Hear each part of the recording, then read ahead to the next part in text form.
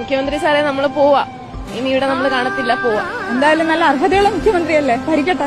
മടങ്ങുന്നത് ആ കത്തിയത് അവരുടെ പ്രതീക്ഷകൾ കൂടിയാണ്. സാറിന് നല്ല അർഹതയുണ്ടല്ലോ. ഇനി എന്ത് പ്രതീക്ഷ, ഉള്ള ഒരു പ്രതീക്ഷയായിരുന്നത് അത് ഇന്നിവിടെ ഞങ്ങൾ ചാരത്തിൽ മൂടി വെച്ചേക്കുവാ. ഇനി ഇങ്ങനൊരു പ്രതീക്ഷയില്ല നമുക്ക്.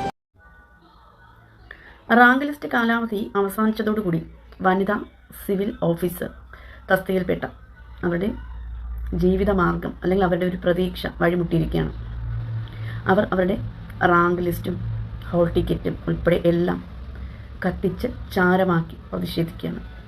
തങ്ങളിനി ഈ സെക്രട്ടേറിയറ്റ് പഠിക്കൽ, അവർ 18 ദിവസമായിട്ട് സമരത്തിലാണ്. ഈ സെക്രട്ടേറിയറ്റ് പഠിക്കൽ ഇനി തങ്ങൾ ഉണ്ടാകില്ല എന്ന് വേദനയോടെ കരഞ്ഞുകൊണ്ട് മാനസികമായി തകർന്നുകൊണ്ട് അവർ അവിടെ നിന്നും മടങ്ങാൻ വേണ്ടി പോവുകയാണ്. വളരെ കഷ്ടപ്പെട്ട് പഠിച്ച് ഒരു ജോലി നേടുക എന്ന ലക്ഷ്യത്തോടു കൂടി ഒരു PSC അതിനുവേണ്ടി എന്തുമാത്രം ടൈം നമ്മൾ കളയുകയാണ് അല്ലേ. നമ്മൾ ഒത്തിരി ടൈം കളഞ്ഞു. നമ്മുടെ വിലപ്പെട്ട പല കാര്യങ്ങളും നമുക്ക് സാധിക്കാതെ നമ്മൾ ഈ ഒരു PSC എന്ന ഒരു ലക്ഷ്യത്തിലിരുന്നു കൊണ്ട് പഠിച്ച് നമ്മുടെ എല്ലാ കുറ്റപ്പെടുത്തലുകളും എല്ലാ കളിയാക്കലുകളും ഒക്കെ ഭേദിച്ച് നമ്മൾ പഠിക്കുകയാണ്. നമ്മൾ ഒരുപാട് നാളായിട്ട് ഈ PSC എന്ന ഒരു ലക്ഷ്യത്തോടു കൂടി പഠിക്കാൻ പോകുന്നവരും അവരെ കളിയാക്കുന്നവരും ഇതുവരെ ഒരു ജോലി ആയില്ലേ എന്ന് പറഞ്ഞുകൊണ്ട് കളിയാക്കുന്നവരും ഒക്കെ ഇത് കാണണം.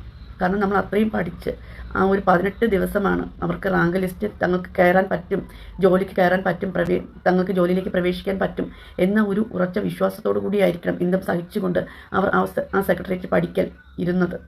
ആ പ്രതീക്ഷ അസ്തമിച്ച ആ ഒരു വിഷമം അവരുടെ മനസ്സിൽ വളരെയധികമുണ്ട്.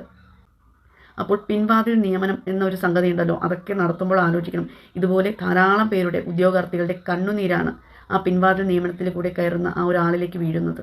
കാരണം ഒരു പ്രയത്നവും കൂടാതെ തങ്ങളുടെ പാർട്ടിയിലുള്ള അല്ലെങ്കിൽ തങ്ങൾക്ക് ഇൻട്രസ്റ്റ് ഉള്ള തങ്ങൾക്ക് ഇഷ്ടമുള്ള ആളുകളെ തിരികെ കയറ്റുമ്പോൾ ഇതുപോലെ പഠിച്ച് സർവ്വതും പഠിച്ച് അതിലോട്ട് ലക്ഷ്യത്തിലെത്താൻ വേണ്ടി കഠിനമായി പ്രയത്നിക്കുന്ന ഒത്തിരി പേർ പുറത്തുണ്ട് എന്നുള്ള ചിന്ത നിങ്ങളിൽ എല്ലാവർക്കും ഉണ്ടാകണം.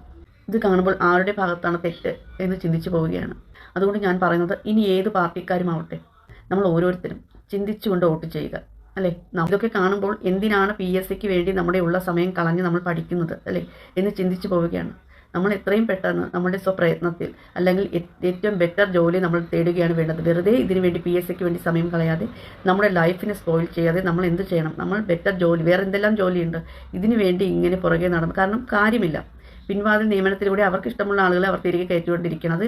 ഏത് പാർട്ടിക്കാരും ആവട്ടെ, ഇന്ന പാർട്ടി എന്നൊന്നുമില്ല, എല്ലാ പാർട്ടിക്കാരും അങ്ങനെ തന്നെയാണ്. നമ്മൾ പഠിച്ച് നമ്മുടെ സമയം കളയുന്നത് വെറുതെയാണ്. അത്രേ എനിക്ക് പറയാനുള്ളൂ. Thank you.